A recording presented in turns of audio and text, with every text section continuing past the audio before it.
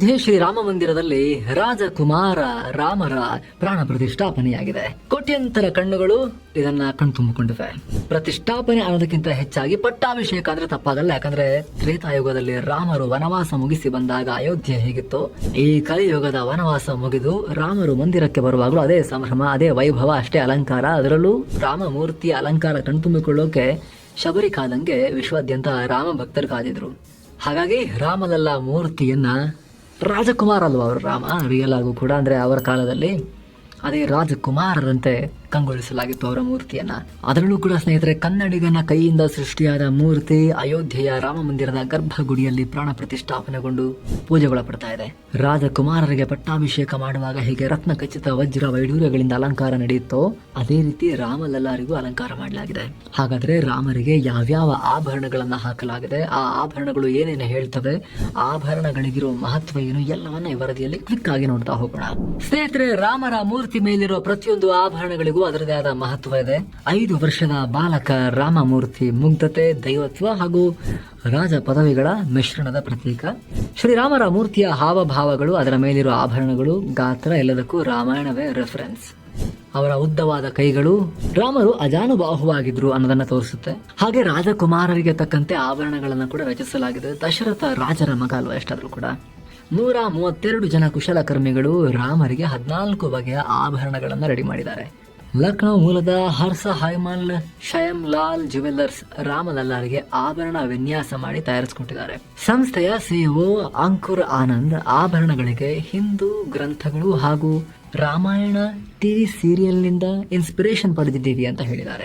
ಅಂತಾರಾಷ್ಟ್ರೀಯ ಜೆಮೋಲಾಜಿಕಲ್ ಇನ್ಸ್ಟಿಟ್ಯೂಟ್ ಅಥವಾ IGIನಿಂದ ಇವರಿಗೆ ಸರ್ಟಿಫಿಕೇಟ್ ಕೂಡ ಸಿಕ್ಕಿದೆ.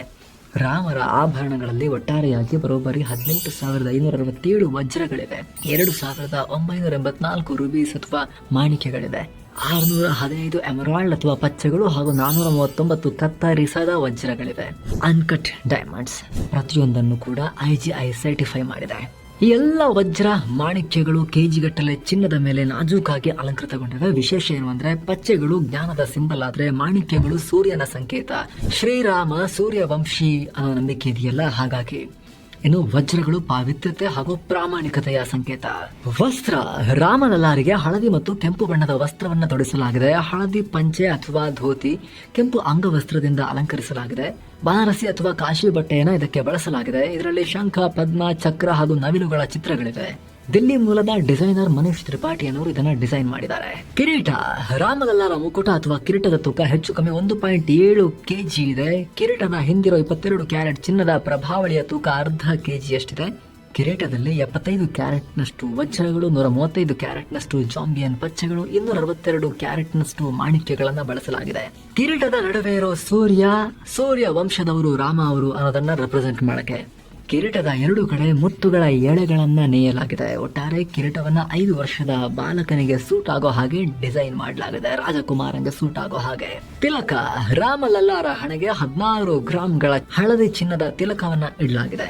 ನಡುವಲ್ಲಿ 3 ಕ್ಯಾರೆಟ್ಗಳ ನ್ಯಾಚುರಲ್ ಡೈಮಂಡ್ ಇದ್ರೆ ಅದರ ಸುತ್ತ 10 ಕ್ಯಾರೆಟ್ಗಳ ಸಣ್ಣ ಸಣ್ಣ ವಜ್ರಗಳಿವೆ. ರಾಮರ ಹುಬ್ಬಿನ ನಡುವಿರೋ ಅಜನ ಚಕ್ರವನ್ನ ಕವರ್ ಮಾಡೋಕೆ ಬರ್ಮಾದ ನ್ಯಾಚುರಲ್ ಮಾಣಿಕ್ಯಗಳನ್ನ ತರಿಸಲಾಗಿದೆ.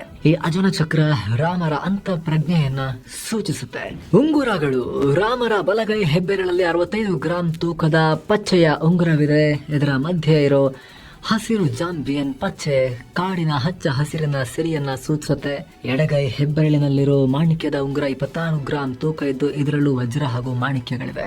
ಪಂಚಲದ ವಿಜಯಮಾಲೆ, ರಾಮರಿಗೆ ಹಲವಾರು ಬಗೆಯ ಹಾರಗಳನ್ನ ಹಾಕಲಾಗಿದೆ. ರಾಮರ ಕೊರಳನ್ನ ಬಳಸಿರೋ ಸಣ್ಣ ನೆಕ್ಲೇಸ್ 500 ಗ್ರಾಂ ತೂಕ ಇದೆ. ಇದರಲ್ಲಿ ಅಂದಾಜು 50 ಕ್ಯಾರೆಟ್ನಷ್ಟು ವಜ್ರ, 150 ಕ್ಯಾರೆಟ್ನಷ್ಟು ಮಾಣಿಕ್ಯ, 180 ಕ್ಯಾರೆಟ್ನಷ್ಟು ಪಚ್ಚೆಗಳಿವೆ.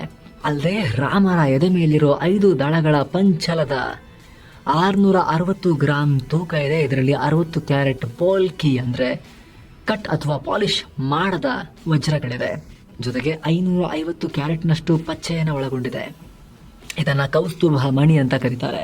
ಈ ಹಾರ ರಾಮರ ಅಲಂಕಾರದ ಹೃದಯ ಅಂತ ಹೇಳ್ಬೋದು. ಯಾಕಂದ್ರೆ ಪುರಾಣಗಳಲ್ಲಿ ವಿಷ್ಣುವಿನ ಪ್ರತಿಯೊಂದು ಅವತಾರವೂ ಪಟ್ಟಾಭಿಷೇಕದ ಟೈಮ್ನಲ್ಲಿ ಕೌಸ್ತುಭ ಮಣಿಯನ್ನ ಧರಿಸಿದ್ದರು ಅನ್ನೋದು ನಂಬಿಕೆ.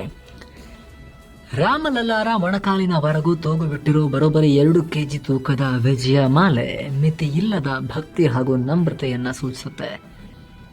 ಅಲ್ಲದೆ ಅದರಲ್ಲಿ ಚಿತ್ರಣವಾಗಿರೋ ಪವಿತ್ರವಾದ ಹೂವುಗಳು ರಾಮರಿಗೆ ಪ್ರಕೃತಿ ಹಾಗೂ ಬ್ರಹ್ಮಾಂಡದೊಂದಿಗೆ ಅವರಿಗಿದ್ದ ಸಾಮರಸ್ಯದ ಬಗ್ಗೆ ಹೇಳುತ್ತೆ. ಇದರಲ್ಲಿ ಸುದರ್ಶನ ಚಕ್ರ, ಕಮಲ, ಶಂಖ ಹಾಗೂ ಮಂಗಳ ಕಳಶಗಳಿವೆ.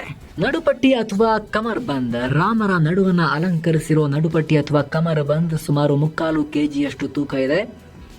ಇದರಲ್ಲಿ 70 ಕ್ಯಾರೆಟ್ ವಜ್ರಗಳು, 850 ಕ್ಯಾರೆಟ್ ಮಾಣಿಕ್ಯಗಳು ಹಾಗೂ ಪಚ್ಚೆಗಳನ್ನು ಜೋಡಿಸಲಾಗಿದೆ.